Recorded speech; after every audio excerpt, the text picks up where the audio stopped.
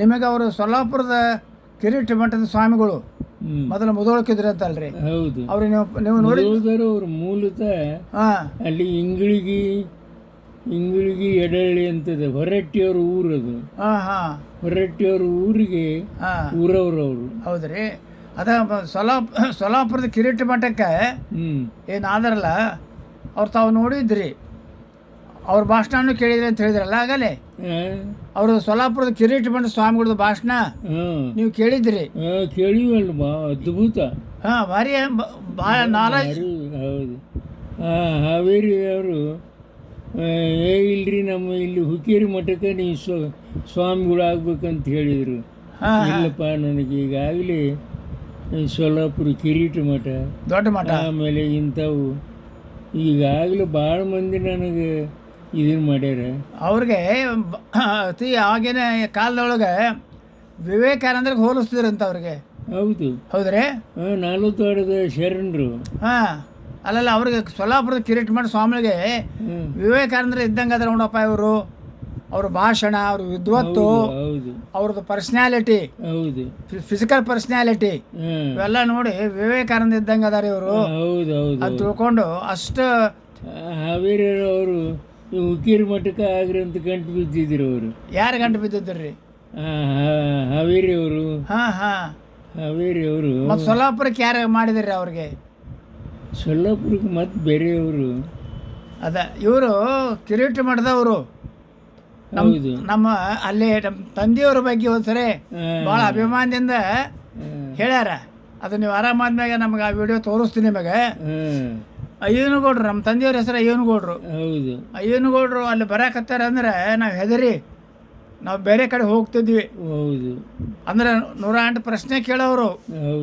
ಸಂಸ್ಕೃತ ಬಗ್ಗೆನೂ ಅವ್ರಿಗೆ ಸಾಕಷ್ಟು ವಿದ್ವತ್ತಿತ್ತು. ಅವ್ರು ಬರಾಕತ್ತಾರಪ್ಪ ಅಂತ ನನಗೆ ಸುದ್ದಿ ಬಂದ್ಕೊಳ್ಳೋ ಹೊರಗೆ ಓಡಿ ಹೋಗ್ತಿದ್ವಿ. ಅವ್ರು ಹೋಗಿದ್ದ ಖಾತ್ರಿ ಮಾಡಿಕೊಂಡು ನಾವು ಮಠದಾಗ ಬರ್ತಿದ್ದೆ ಅಂತ ಅವ್ರು ಹೇಳ್ತಿದ್ರು. ಯಾರು? ಕಿರೀಟ ಮಠ ಸ್ವಾಮಿಗಳು.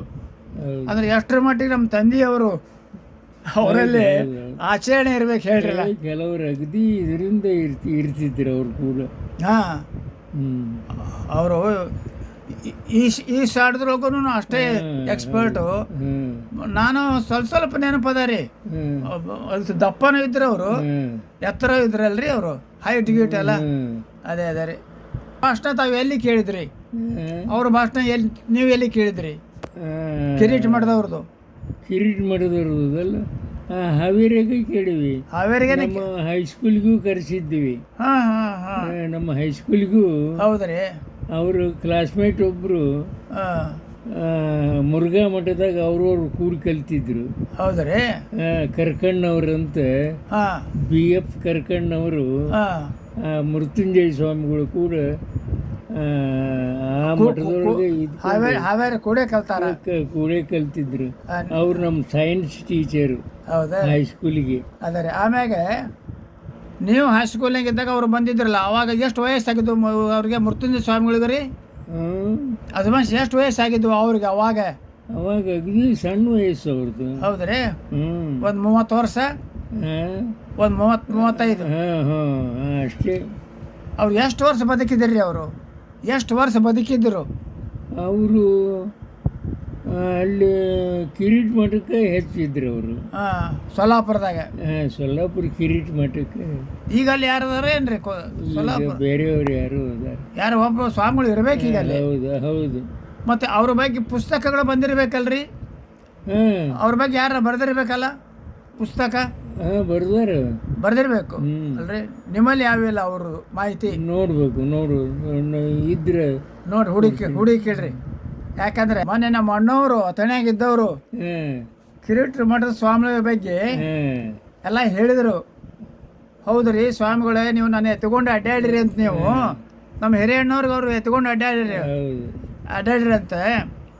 ನೀವು ಬಸವ ತತ್ವ ಪಾಲಿಸಿದ ಮೇಲೆ, ನೀವು ವಿರಕ್ತ ಮಠಕ್ಕೆ ಆದಮೇಲೆ ನೀವೇನು ಮಾಡಿ ಬರೀ ಬಸವಣ್ಣನ ಬಗ್ಗೆ ಹೇಳ್ತೀರಿ. ನೀವು ಬಸವ ತತ್ವವನ್ನು ನೀವು ಯಾವ ರೂಪದಲ್ಲಿ ಜೀವನದಲ್ಲಿ ತಂದಿರಿ ಅದನ್ನೇ ಮುಖ್ಯ ಹೇಳ್ರಿ ಅಂತ ತಿಳ್ಕೊಂಡು ಮಣ್ಣವರು. ಅಂದರೆ ಗೌಡಪ್ಪ, ನಾನು ಮಾಡೀನು ಯಾರೋ ಒಂದು ಲಗ್ನ ಒಬ್ಬರು ಬ್ರಾಹ್ಮಣರದು ಒಂದು ಮತ್ತು ಬೇರೆ ಜಾತಿದು ಹ್ಞೂ ಇಬ್ಬರದು ಮನಸ್ಸು ಬಂದಿತ್ತು. ಹೌದು. ಮತ್ತು ಇಬ್ಬರದು ಹೊಂದಾಣಿಕೆ ಮಾಡಿ ಅವ್ರ ತಂದೆ ತಾಯಿಗೆ ತಿಳಿಸಿ ನಾ ಲಗ್ನ ಮಾಡೀನಿ ಅಂತೆಲ್ಲ ಒಂದು 3-4 ಉದಾಹರಣೆ ಕೊಟ್ಟಾರ ಮಣ್ಣವ್ರಿಗೆ. ಇವರು ಹೊಸ ಬರ್ದಾರ್ರಿ.